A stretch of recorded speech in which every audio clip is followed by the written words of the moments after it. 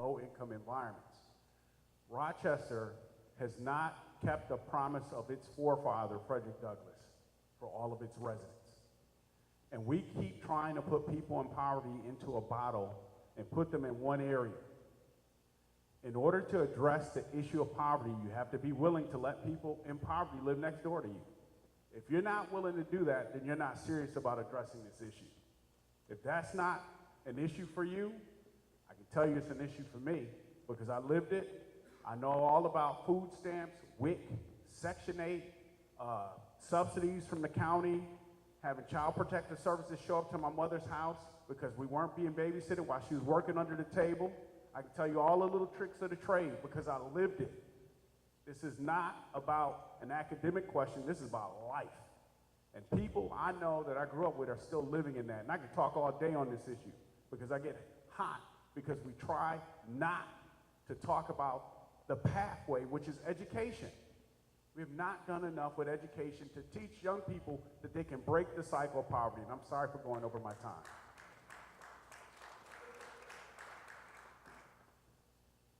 All right, so we are coming close to the end of our time here. So we do have one more question that we want to ask. And this, of course, would return to Ms. Wilt. We'll start. What new federal policies will you advocate to help those who lack the skills for jobs that currently exist now?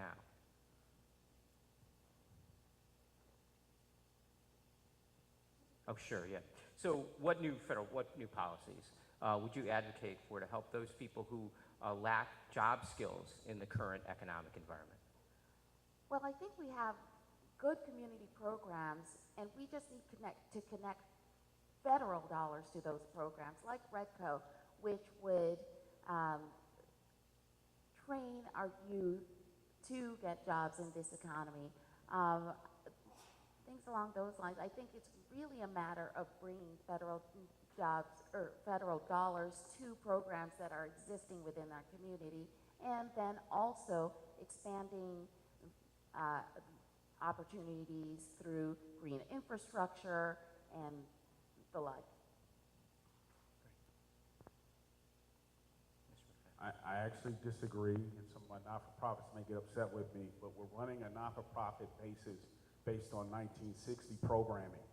All of our job creation and workforce has been around construction projects which are not sustainable.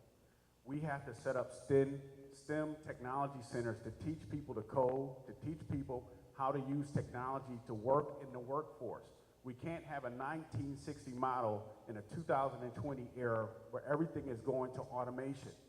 It's being done in places like Oakland where we have centers called iCode, where community people can go there, get on a computer, and learn how to program, learn how to build databases, learn how to build applications and apps for phones.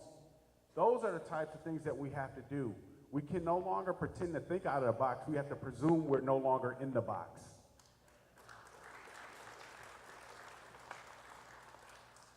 We've talked a little bit about advanced manufacturing, and we absolutely have to work with employers to figure out what are the jobs of the future. They're going to be the ones to tell us.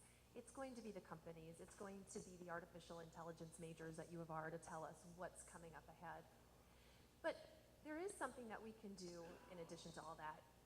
Community college should be free, and we probably need to change the model of community college as well to make sure that it's meeting the needs of the workforce. MCC has been on the forefront of this, and it could be a national model. There are community colleges across the country doing really interesting things right now to make sure that its students succeed and graduate. Everything from offering them childcare and helping them make rent, and even providing scholarships for cars. Because that kind of holistic approach is what it's going to take, and our community colleges really can be on the forefront of that, and anyone who works at a community college can tell you they're already doing some of that work, and I think that community colleges are going to play just a critical role in training our workforce of the future. Thank you. Well, now it's time for the candidates to give a closing 1-minute remark. We're going to reverse the order that we began with. We began with Ms. Wilt, so in this case, we'll begin with Ms. Barnhart. I'm so impressed with the size of this crowd, and Thank you so much for your interest in this important election. I talk a lot on the campaign trail about courage and experience and leadership and what that looks like. I believe I have the right experience at the right time for this job. I'm working very hard to make sure this seat cannot be purchased. I'm tirelessly knocking on doors. Last weekend, I think I visited 276 people. It was really hard.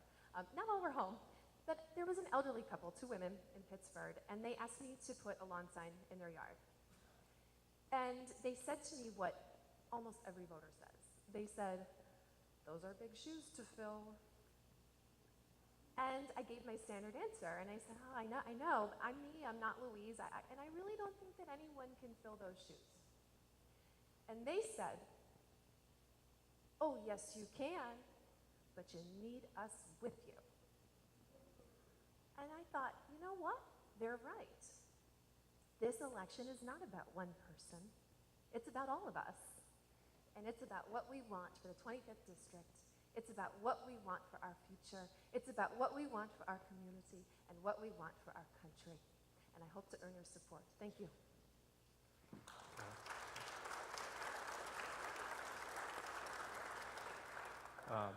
Mr. McFadden, we'll turn to you.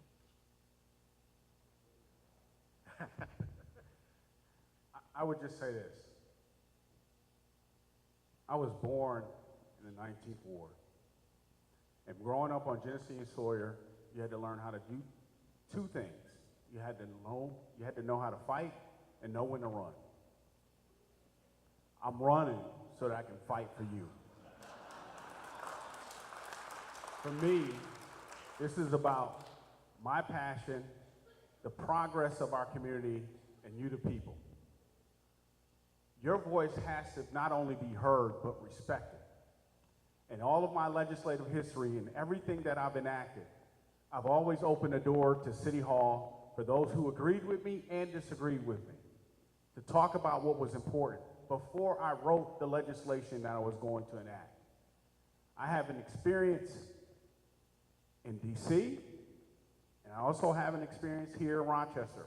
But more importantly, I have an experience of being a black man that cheated the system, who grew up in poverty, was told that I wouldn't be anything in life, and I fooled that system good.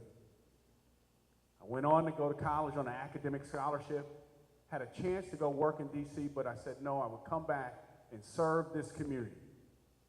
Because our young people who live in poverty need to know that there are people who work their way out of poverty. We can't keep having these woes me's moments for people who live in poverty. We have to provide a roadmap, and that roadmap is education. If you elect me, we'll build not only the roadmap, but the actual highway to get out of poverty.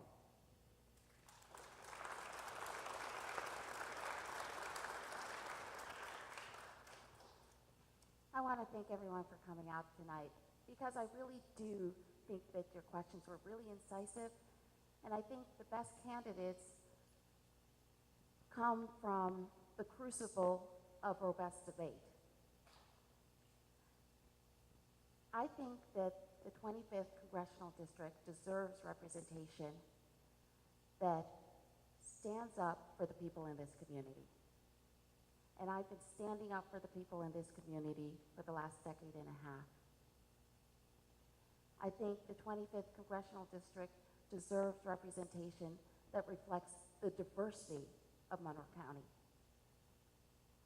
I'm the only mother in this race.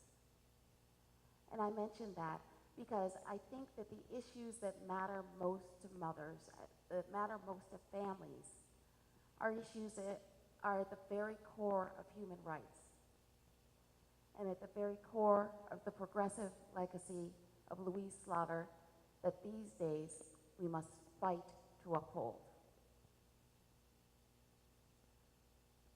I think that the issues that matter most to families, that matter most to mothers, are often given short shrift because women are drastically underrepresented in Congress. Women comprise fewer than 20% of the legislative body to which we're aspiring. And that's just unacceptable. Representation matters, and the values of the people that we elect matter. I have a proven track record for fighting for the people of the 25th Congressional District, and I hope that you'll support me in sending me to Washington to continue to fight for you.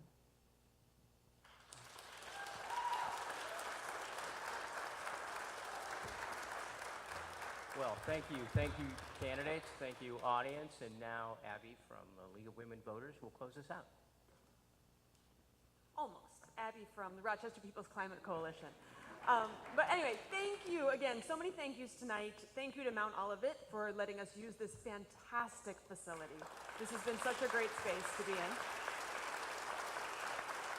Thank you to Timothy Neeland for his great job he did up here as our moderator. And of course to the candidates, not only for what is obviously, a grueling evening of answering questions, but also just for participating in this process at all. It's obviously not easy to be a candidate for any office, and especially one as critical as this. So thank you all so much.